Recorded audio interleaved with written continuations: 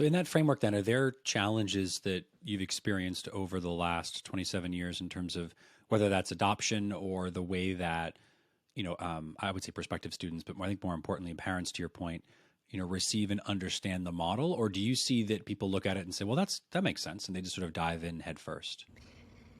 I think we have all kinds of parents, so we have all those reactions and more.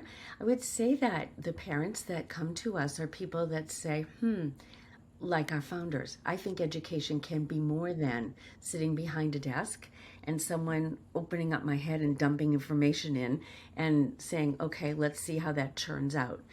Instead, we contextualize things for kids and we help them really understand that you can get all kinds of content in many different places, but it's more than just understanding content. It's really becoming a thinker about that content, and how do I take that in? How do I match that content with my ethical understanding of the world and make sense of it, and then understand my own position within something.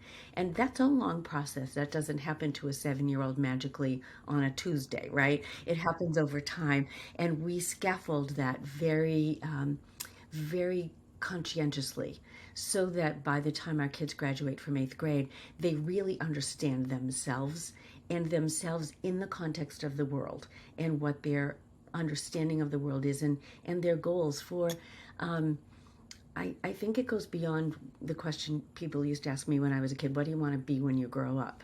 And I think it goes sort of, what do you want to do? What kind of human are you going to be in the world? So it's a broader question that we ask our kids today, and I think Inly kids are able to answer that question really well.